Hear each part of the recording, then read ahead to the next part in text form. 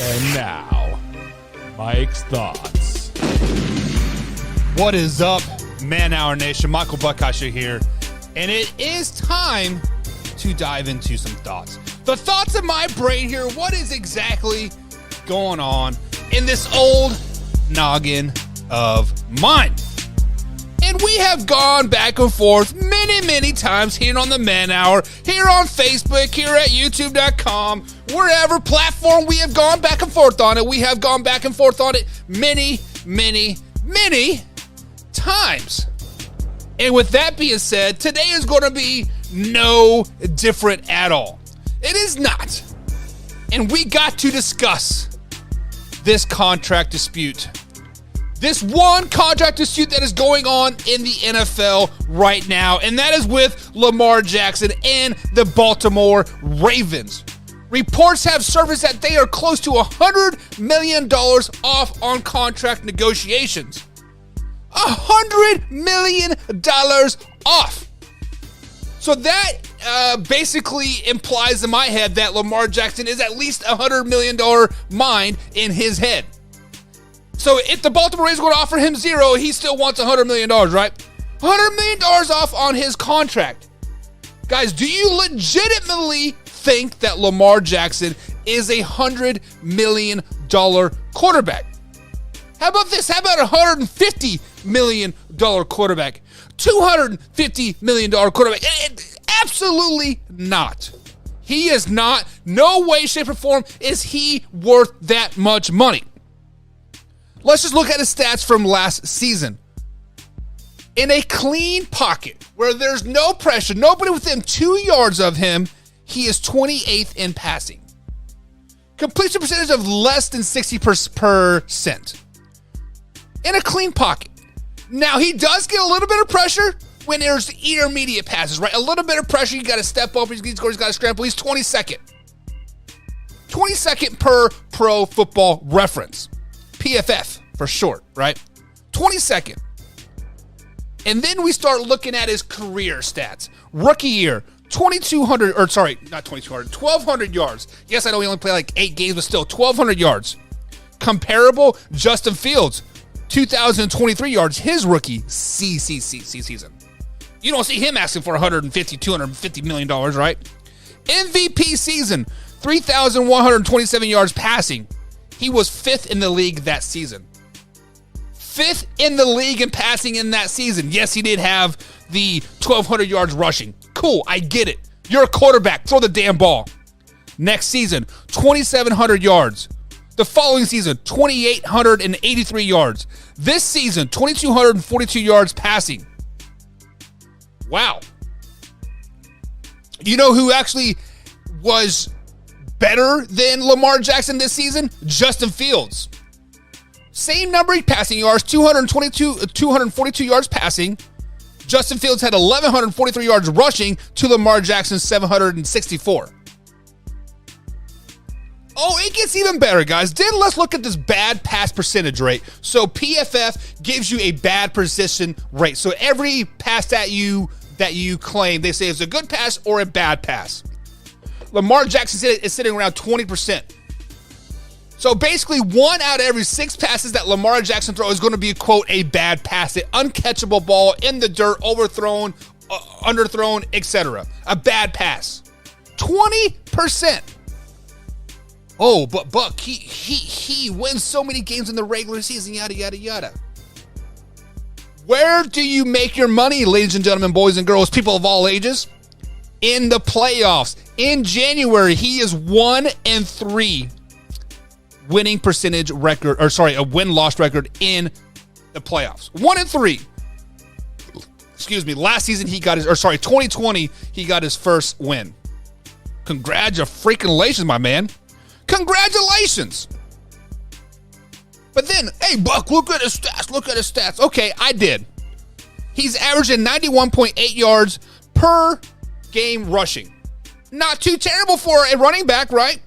1 touchdown, but guess what? 3 fumbles. He has 3 fumbles in the playoffs. But he's a quarterback. He has 3 touchdown passes. Okay. Also has 5 interceptions. Yes, he does have 225 yards passing per game, But at what cost? 50% completion percentage in the playoffs. Guys, all these numbers point that Lamar Jackson is a below-average quarterback. Look at the numbers just this season. Justin Fields is better than him. Zach Wilson is better than him. Jimmy Garoppolo is better than him. Geno Smith is better than him. Tua Tagovailoa is better than him. The list goes on and on and on. Hell, Deshaun Watson played like 6 games this season. He has better stats than Lamar Jackson this season. Wrap your head around that. Guys, Lamar Jackson being $100 million off on this contract BS, absolutely BS. He wants what? A reported $47.5 million for $170 million guaranteed over the next 4 years. Guaranteed money, he wants $170 million guaranteed. So when we look at the $47.5 million that he is asking for, let's look at the other quarterbacks that he would rank above. The only one higher than that is Aaron Rodgers. Is he better than Aaron Rodgers? Absolutely not. Is he better than Kyler Murray? I would give him better than Kyler Murray. I'm not a huge Kyler Murray fan, as you guys know. Better than Kyler Murray. Better than Deshaun Watson? Nope. Better than Patrick Mahomes? Nope. Better than Josh Allen? Nope. Better than Derek Carr? Nope. Better than Matthew Stafford? Nope. So Lamar Jackson wants to be the second highest paid quarterback in the league behind Aaron Rodgers at $47.5 million. And he's not even better than anybody in the top 7. $40 million and up. He's not even better than that. So to tell me that you're $100 million off Lamar Jackson, you are full of crap. Somebody get this man a beer because I'm tired of holding it for him. Cue that intro. Are you ready for the best damn radio show on the planet? Man Hour Nation, rise up.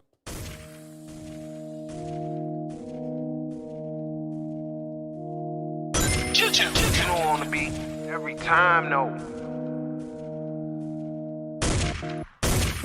I would like to personally welcome you to Man Hour After Dark. Say that while I bring you the host, Mike, Buck, and Cone. You know who coming to the stage. Sports talk than what you about to hear right here. I second that. Go.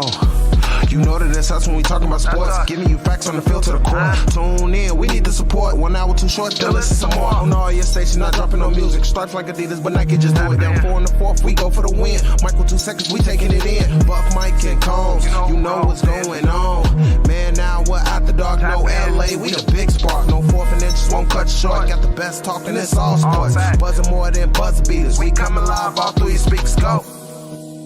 And what is up, Man Hour Nation? Michael Buckhouse here with the Man Hour. Head over to manhourradio.com. Check out the new and improved website that I have been working on. It is a lot more cleaner, it is a lot more fresher, and it's a lot more easy to navigate around that damn old thing. Picture of my ugly mug and Combs' ugly mug up there. We got the shop, we got the blogs, we got the listen live, we got the watch live. All the good stuff happening over there at manhourradio.com. It is Tuesday, Overreaction Tuesday, so we got to talk about the Mevlin Gordon possibly never playing in the NFL ever again. Colts are still on their hot search for their head coach. Jeffrey Lurie says Jalen Hurts is it, though, for a big contract. Doesn't even worry about the Super Bowl. Don't worry about it, man. I got you. Money, bills, yo. And Sneed has officially been cleared concussion protocols and will start on Sunday. Big deal or no big deal.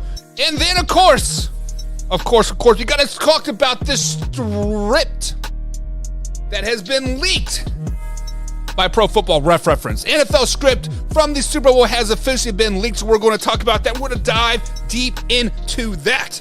We do got some people jumping into the chat here right off the bat. We got Greg Stinger. Stinger says, I do not think so. I'm not for sure what you're referring to there, Greg, but I believe you were referring to the Lamar Jackson, and you don't think Lamar Jackson is worth that kind of money. Man, we on the same page. Lamar Jackson, get your crap ass out of here and go back to Louisville or Florida, wherever you're from, man. It doesn't matter. And I'm wearing a freaking Louisville Cardinals hat tonight. James in the chat, he says, who is going to win that big game so I can get on that money? Kansas City Chiefs, baby. The Kansas City Chiefs will be the Super Bowl champions per that leak script. Well, we got to talk about that, man. Greg says, I hope it's the Kansas City Chiefs win. And I am with you, Greg. I'm with you on that 100%. We got Drew popping in the chat as well. My YouTube chat's not working, Drew. For some reason, I can't pop you up in there. We got Alpha Rob as well. We got Michelle jumping in tonight. What's up, Michelle? Hope you're having a grand old night. Nana jumping in as well. James and Greg. Luke G. All the boys are back in town. But guys, it is Overreaction Tuesday.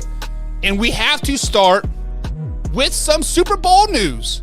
And let's go ahead and talk about those Kansas City Chiefs. The Super Bowl winning Kansas City Chiefs. And Javarius Sneed has officially been cleared from concussion protocols and will start Sunday versus the Philadelphia Eagles. So is it an overreaction that this is big news coming out of the Kansas City Chiefs camp?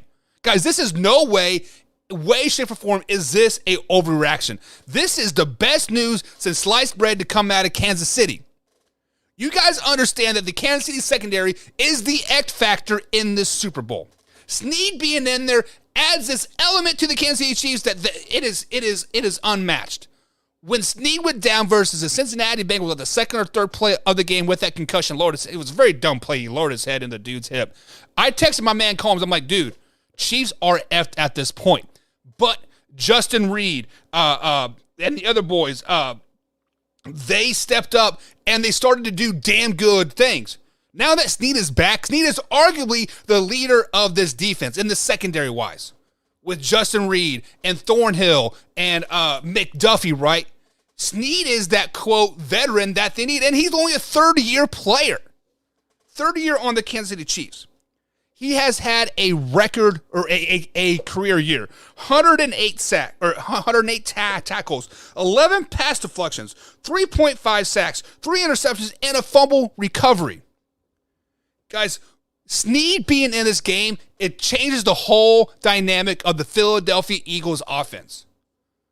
They don't have to worry about, bracketing a receiver now. They don't have to worry about taking out, do we want to take out Devontae Adams or A.J. Smith since Sneed is not in there? Sneed's never covers so much ground. He reminds me of exactly of the Honey Badger from last season. He is that ex-Rover guy that the Kansas City Chiefs need, and when he's in there, he is doing good things. This is huge for the Kansas City Chiefs. This is no way an overreaction. This is huge for the Kansas City Chiefs, and with that, they are going to win. Even though the Super Bowl is scripted, Sneed coming back is huge for them. Delray popping in the chat here. Delray Robert Tree says Eagles because everybody thinks KC will win. The Eagles will not win against the Eagles. So, on our poll on Facebook.com/ManHourSports, we have the like or the laughy like emoji picks there. We have 32,000 people that are picking the Philadelphia Eagles to win and just around 29 or 30,000 picking the Kansas City Chiefs. So I don't think everybody's picking the Kansas City Chiefs there, Delray. I mean, here on Man Hour, we're split about 60-40, leaning more toward the Eagles. So to say that's kind of a what's the word I'm looking for? Like a widespread term there that you're trying to say that everybody's rooting for the Chiefs, which is not true. I actually think there's more hate for the Kansas City Chiefs than there are the Philadelphia Eagles. James popping in says, yeah, they are already determined that Philadelphia is winning because that's because I had to commissioner wants to win for the money. So James says the NFL is rigged because Roger Goodell wants the Eagles to win. We will talk about that. James. You just hold your horses there, ladies and gentlemen. Hold your horses. We will talk about it. We're going to dive into it here in about 15 minutes or so. Simmer down now, baby. Slow it down. But this next overreaction or underreaction on this Tuesday edition here of Man Hour Sports, Eagles owner Jeffrey Lurie says that Hurts has nothing to prove with this Super Bowl because he is ready for a lucrative contract extension.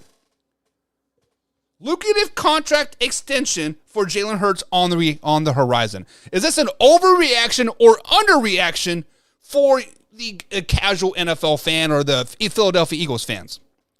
When I first heard this, we talked about this, Monday, right, guys? And I said that Jalen Hurts has to prove it one more year for me to give him his money. Year 3 in the NFL, he has taken leaps and bounds, right? He has done great things in the NFL. He has doubled his yardage. He's doubled his touchdowns. He only threw 6 interceptions. Arguably going to be an MVP candidate, even though I don't think he should win it. Actually, I do think he should win it because he is the most valuable player on his team, but he won't because of best team, best quarterback, whatever, right? All the factors that play into MVP. Not a true MVP, but I digress. Let's flash back to just September, August, right? Everybody was saying Jalen Hurts has to have a prove-it year to even be a quarterback in the NFL next season. He has to prove it. He has to prove it. Do you think proving it for 1 year really proved it? Hell, like a clock is right twice a day. A broke clock, right? So to have 1 year, like Lamar Jackson's MVP year, to have 1 year, to bank on that 1 year for a big lucrative contract, no. The Philadelphia Eagles owner, Jeffrey Lewis, needs to pump the brakes. This is an overreaction. Yes, he had a great season, an MVP caliber season. Yes, he did. But prove it to me. Prove it to me next year. See if you can be a longevity quarterback. See if you can be that Patrick Mahomes that is steady getting better, that Derek Carr that is steady getting better year after year after year. Tom Brady, Aaron Rodgers, right? Hell, you can throw Matthew Stafford in like in that mix too. Show me that you are going to get better year after year after year. Just don't be steady, and then a huge jump. I don't want you to take a step back. Carson Wentz, 1 good year, signed that big deal, and hell, he is a practice squad player on the XFL now. Nick Foles, right? Great in Philadelphia. Everywhere else, he freaking sucks. It's just like, prove it to me, right? So that is an overreaction. Prove it to me, 100%. James says, sorry, speak to chat is messed up. I apologize. It's all good, man. Don't worry about that, baby. We got you. Live, raw, and uncut sports. We don't care. They said Mahomes is going to be a dud, but has proven them wrong. So I'm assuming he's doing the little So first things first is, I don't think, if people were saying Patrick Mahomes was going to be a dud after his first year, pump the brakes a little bit, right? When he got in his last game of the rookie year, he played, I believe it was a home game versus the Denver Broncos, or it may have been a road game. Either way, it was the last game versus the Denver Broncos. They already had the playoff seed locked in. They had division locked in. They put Patrick Mahomes in just to show you what was going to happen next season, and he lit the world on fire. After that game, people were like, well, why wasn't this guy playing all season long? He's freaking great. No, I don't think anybody after that first year of Patrick Mahomes, or his second year, first year as a starter, nobody really thought he was going to be a dud. Hell, he led them to the AFC Championship game, would have been in the Super Bowl if D Ford wouldn't have lined up offsides. Still bitter about that. Freaking D Ford, where are you? Let me smack your mama. Like, if D Ford wouldn't have lined up offsides, Patrick Mahomes, his second year in the league, first year as a starter, would have beat the great Tom Brady in the AFC Championship game. Wrap your head around that. I don't think anybody was calling Patrick Mahomes a dud there, James. I don't think anybody was. And if they were just a pure hater, right? A pure Big 12 hater, a big Kansas City Chiefs hater. What do you want? Like, they were not using their eyes in the end. Now, does he have flaws in his game? Yes, he did. 100%. His third year in the league, leaps and bounds better, right? Fourth year, kind of took a step back. He started playing cover 2 a little bit. He learned how to play against cover 2. I mean, he improves every year. That's what Jalen Hurts has to do in the end. He has to improve every year. Excuse me. Hurts could do the same thing as Mahomes, and I wish him luck. He definitely could do the same thing as Mahomes, but his first 2 years were crap in the NFL. Jalen Hurts' first couple years in the NFL were crap. This year, all the experts, I use that term very, very loosely, but all the podcasts I listen to, all the radio shows that I listen to, especially Philadelphia sports, saying that Jalen Hurts has to prove it this season. He has to prove it. And he did. Now, continue that success on to the next year, man. Continue that success on to the fourth year.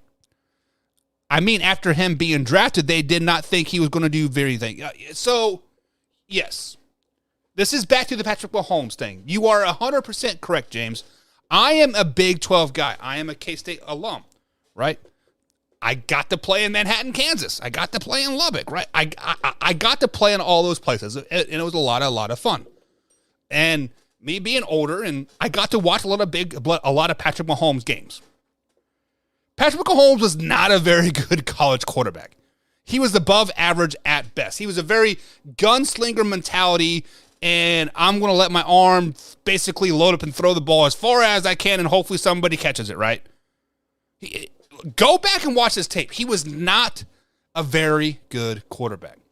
Even on the highlight tape of him rolling to the left, he threw the ball in the end zone. He threw it like behind the dude's head, and the dude like made a crazy, I don't even know who the receiver was, made some crazy acrobatic catch, and like, oh, look at this pass. Like, that was a terrible catch, but or a terrible pass. But yes, being drafted, and I believe that didn't the Chiefs move up to get him as well?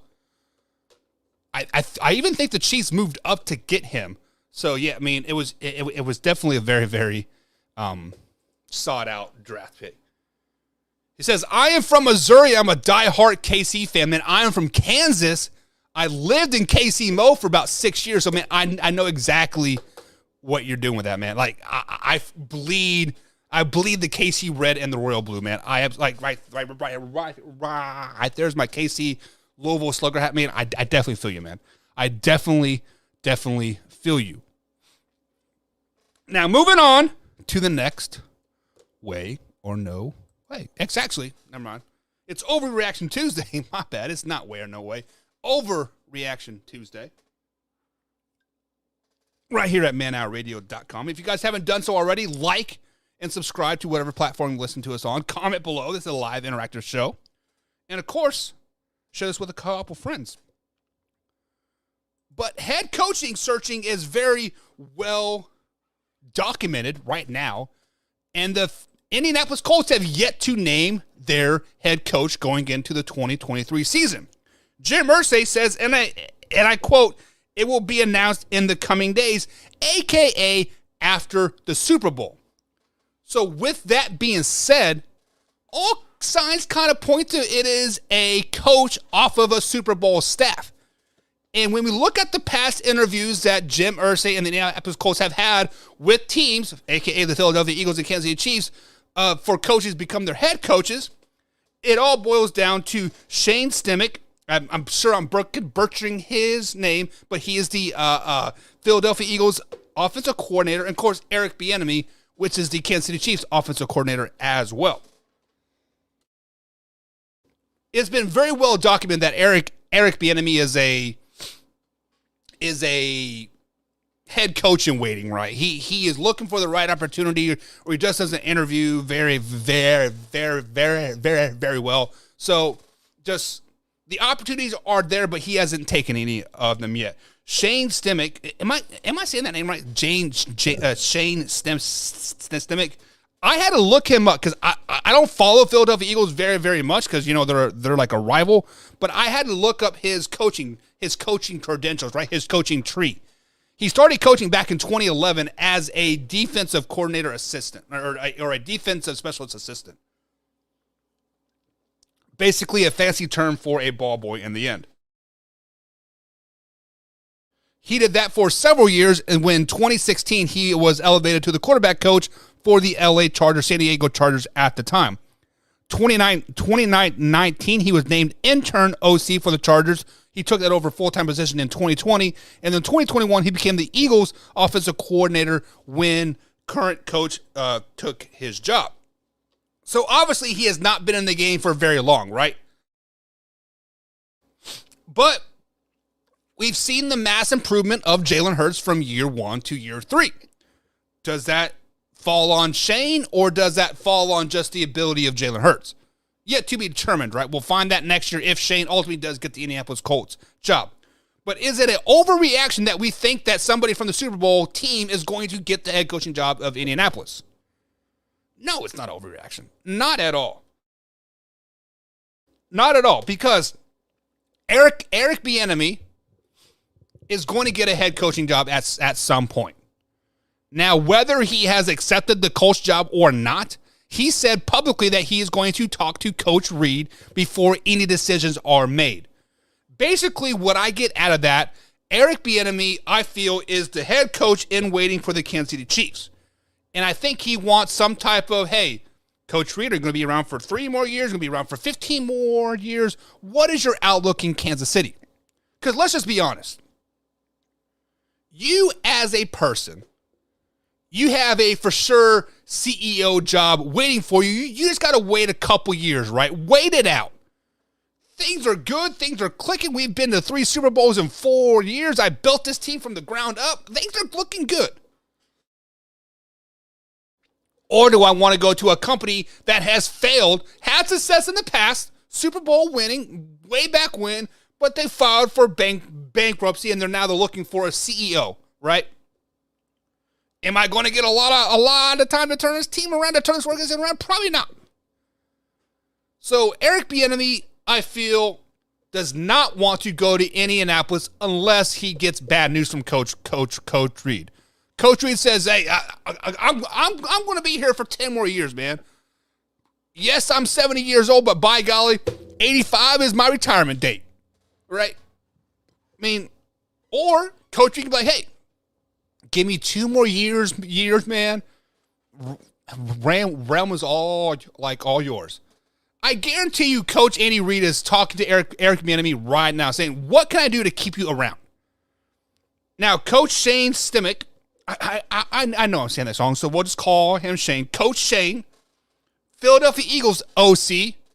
He has not been in the coaching game for that long, right? Yes, he did become a part of an NFL staff in 2011, but he didn't start coaching until 2016. He spent, 4 years with the Chargers and now 3 years or 2 years with the Eagles. He is not really, what's the word I'm looking for? He's still wet behind the ears, right? Even though I've been coaching high school football for 7 years, right? I'm still wet behind the ears. I'm still learning stuff from the OGs all the time, right? I have a coach on my staff that has been coaching since my dad was in high school. Since 77. He's been coaching for 50, 60 years. I'm 30 years old. What? So, obviously, the OGs know it, right? So, if anything, if the Colts were going to get a head coach, it's going to be Coach Shane, I think. Unless Eric Bieniemy gets bad news from Coach Reed. I'm here for 10 more years, man. I'm here until they fire me. So, it's not an overreaction. I do think one of those 2 coaches will be the Indianapolis Colts head coach come next season. Who will it be? I think it's going to be Coach Shane. Coach Stemick. Is that how you say it? Stemick? I don't know. Coach Stemick. I got a little tickle in my throat here, boys, so give me a second. Alrighty. So move it. Let's go ahead and jump in the chat here. James says, I agree with you. He slung the ball more than sitting in the pocket and watching his receivers progress and become open, I think. I believe we're talking about Patrick Mahomes in college, possibly. I don't know. It is what it is, man. But yeah, Patrick Mahomes was not a very good college quarterback. James O'Neill says, I think he'll learn all that now with Andy and the coaching staff. Alrighty. He says, I'm sorry. I'm a Cards fan. You're a Cards fan. Oh, my God. This guy right here. How can you be from Missouri and be a Cards fan? Listen, man. James, we're going to have to link up. I'm here in southern Indiana now. I've been wanting to go to a Cardinals-Royals game for the longest time, and I do believe they play at St. Louis here in May or something like that, right? Let's link up, man. Let's get some tickets. Let's get some Bud Light. Let's get some Bud Light, have some brewskis, and we'll have a nice little I-70 interstate battle, man. I'll wear my baby blue hoodie. You wear your nasty red-ass hoodie. And bada bing, bada boom, man, we become best friends. We become best friends, baby. But, guys, there is a little poll happening right now in the Facebook page, facebook.com/Man Hour Sports. Of course, at youtube.com/Man Hour. Who will win the Super Bowl? Same poll happened all week. The same polls we have in 2 weeks here. right now we're about 32,000 Philadelphia Eagles are going to win, about 30,000 that Kansas City Chiefs fans are going to win. So, guys, we have a couple more days to vote. I'm just kind of curious of to see who is going to win in the end. But, guys, give me your best thoughts. Give me why you think said team is going to win. But let's get to the word of the day. Check the mic and make sure it sound right, boys. And the word of the day today, guys, is questionable. Sean Payton has officially been named head coach as the Denver Broncos, and he has made some, quote, I think, questionable decisions. Or has the Denver Broncos ownership made questionable decisions? I'll let you decide when I give you this news here. Sean Payton has officially banned, quote, Team 3 from the facility. Team 3 consisted of a quarterback coach, which was basically a quarterback that never made it in the NFL, and then ended up hanging around training camp and then became friends with Russell Wilson, and bada bing, bada boom, he's a quarterback coach for Russell Wilson now. Like, I don't know how does that work out? Since being full-time quarterback coach, Russell Wilson has a career low 60% completion percentage, with sacks 55 times and 16 touchdowns this season. Also, Russell Wilson, guys, has a parking spot just for him right at the front door, and he has an office. Sean Payton is reportedly going to take that all away as well. So when we think about that, basically, guys, the Denver Broncos gave the keys to the kingdom to Russell Wilson before he was even knighted a knight. A parking spot, an office, allowed anybody he wants into the facility, his own coaches, his own trainers, his own therapist, and other, right? The list goes on and on and on. Like, what? Give me one player that has their own quarterback coach in season that's allowed in the facility. Their own therapist, their own trainers, their own doctors. What? So obviously the Denver Broncos have made some questionable decisions with Russell Wilson. Now, the question that I am going to propose on this little clip right here, Sean Payton is taking it all away. This is my team. I'm going to show you what to do. I'm going to show you how to win, my man. Who is in the wrong here? If the Denver Broncos magically turn it around, are the Denver Broncos wrong for giving the keys of the castle to Russell Wilson last season? If the Denver Broncos go 6-11 again this season, or whatever the hell like how they were, is it Sean Payton? Should he have not have taken away all this stuff? Either way, there's going to be some very, very questionable decisions moving forward, and that is the word of the day, is questionable. Check the mic and make sure it sound right, boys. Alrighty, guys, it is that time of night here. We're on the back half of the show, and it is time to talk about this leaked, that's right, this leaked NFL script that was leaked by Pro Football Reference just the other day. Tweeted over 11 million times.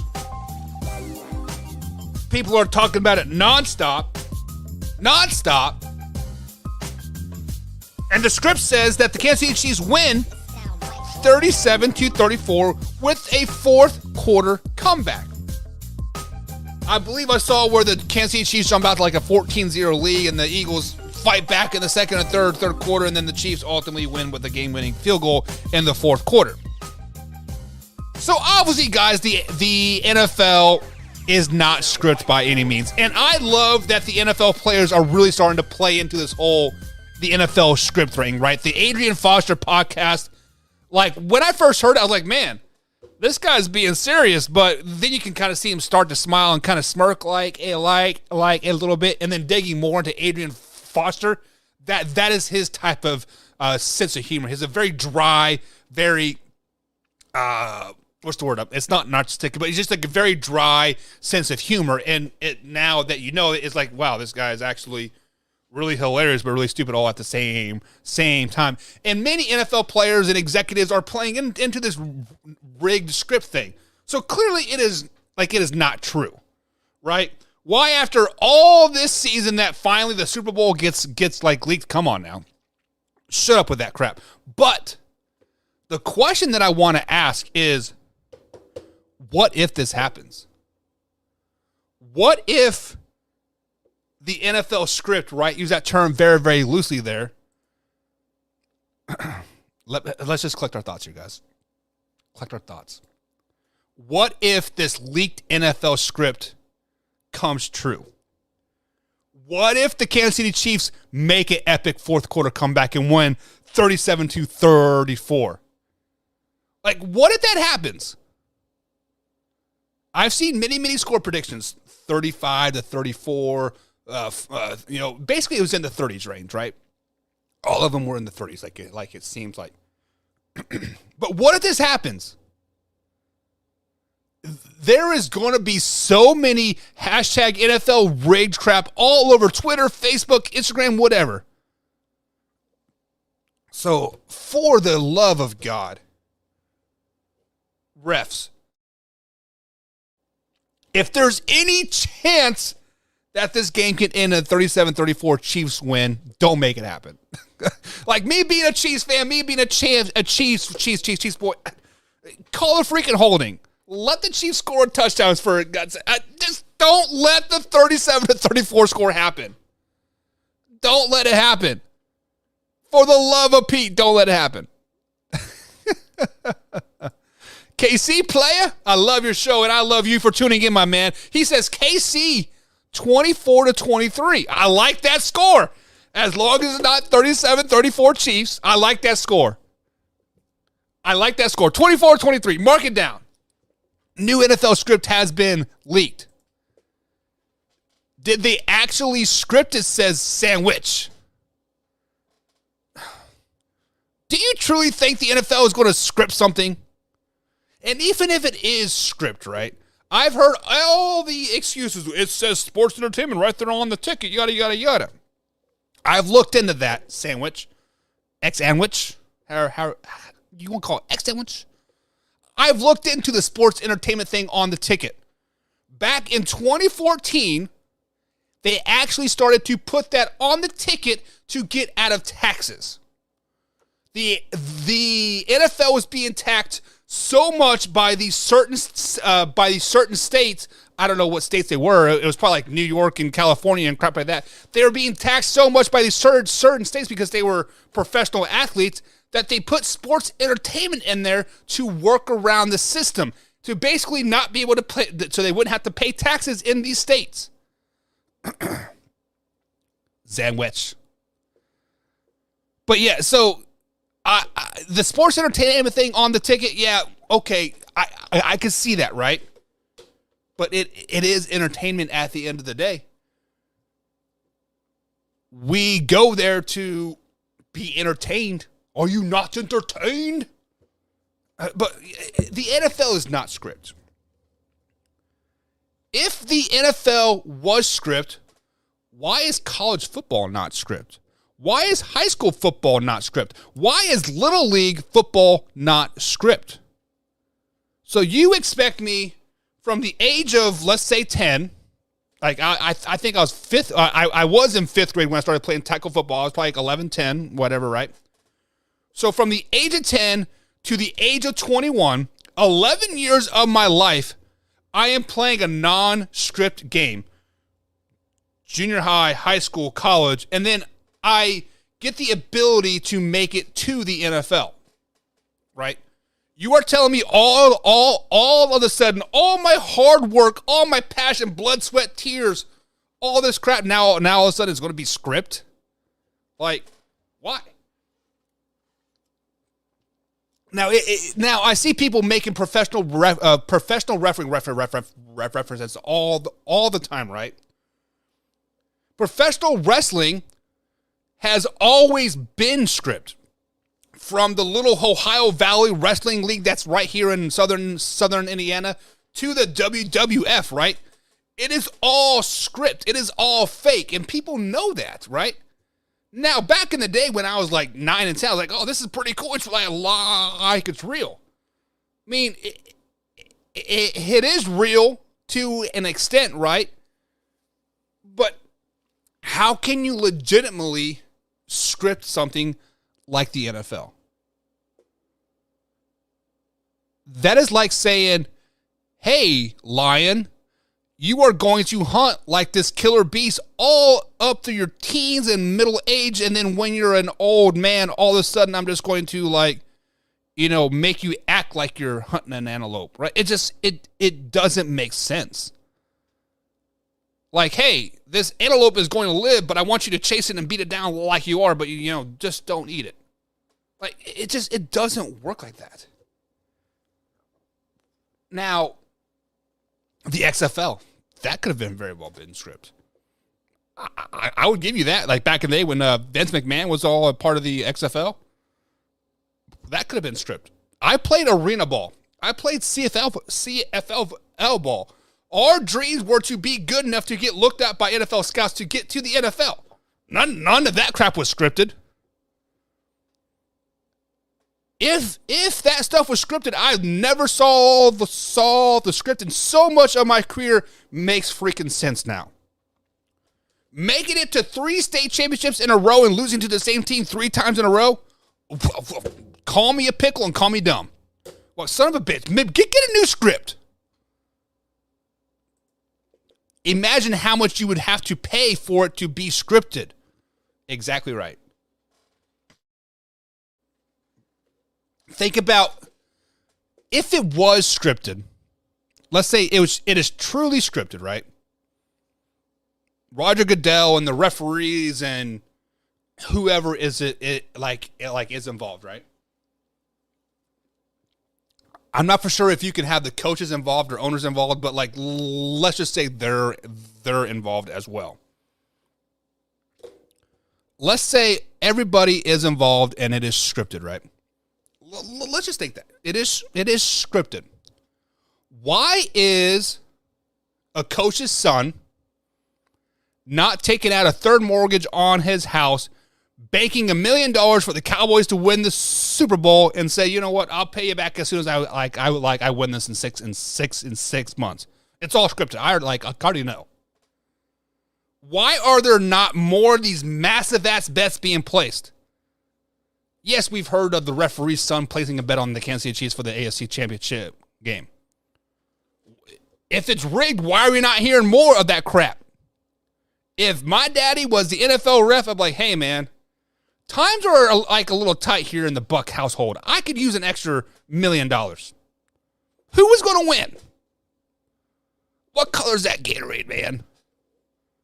Come on. Be better, people. It is not scripted. Shut your mouth. Get a new narrative at the end of the day. People are humans. People make mistakes. Calls are missed. This is missed. That is missed. Things are missed. It's not my fault. Hell, I made a mistake at work today. I'm writing a script. I'm writing a code. I push a space before the parentheses, and I shouldn't have pushed a space. I run the script. I'm like, man, why is this thing not working? There was a space in front of the parentheses and not after it. I made a mistake. Did I rig the system? Like, oh, I need $80 more to fix this. You better, pucker up. Come on. Whatever, guys. This is Michael Buckeister. This is Man Hour Radio. Check out manhourradio.com. New and improved website. Not a lot more cleaner, a lot more nicer going on over there. With all that said, one more comment here. It says, did you hear about Drake betting $1 million on the Chiefs? Sure, he's a rapper and he's rich, but $1 million? Something's got to be up with that. So Drake makes all these outrageous bets all the time. If you want to go that route, there is a mattress guy in Texas that bets like $3 or $4 million every time one of the Texas teams makes the championship game. Hell, he put a $3 million on, I don't know, was it Texas or something? It's like Mattress Mark or Mattress Mike or whatever. $1 million to people like that it's pocket change. It's just pocket change in the end. So yes, $1 million seems like a lot of money, right? I mean, it is a lot of money, but once you get there, it's to the next million, right? So like $1 million is just pocket change. Drake has $100 million in a car. That's like us betting $10. It is what it is. X-Switch, right? X-Switch. This is live. This is raw. This is uncut sports talk, guys. Man Hour Radio, manhourradio.com. Hit the subscribe button, hit the like button. We'll see you tomorrow, same time, same place, 10 p.m. East Coast time, right here on said platform. Share this with a couple friends, guys. We are out. Tomorrow, Combs is back. Combs is back in town, baby. Let's go. Man Hour Nation, rise up.